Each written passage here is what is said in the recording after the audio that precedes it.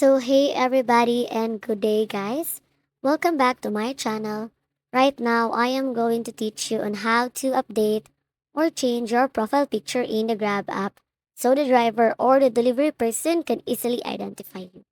So, the first thing you need to do is to go on and open the Grab app. Here, click this one, and you will be greeted by the Grab app homepage where you will see the different icons. For example, to that is the car icon. That icon is used for transportation.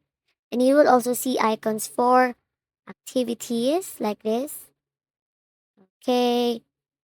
And then right after that is for the messages. But since our goal is to update the profile picture, we will go to the account settings. On the top right corner, tap the circle icon. As you can see here, guys, at the top. Okay, just tap this one. And after that, you will see your personal information. And you will notice a camera icon right next to what we just clicked. And then tap that. In here, you can set your profile as an avatar. Or you can choose a picture from your photos. And if you feel confident, you can also take a new photo. But for me, I will choose a picture from my photos by clicking choose photo. And then select your best picture. And after that one, tap it.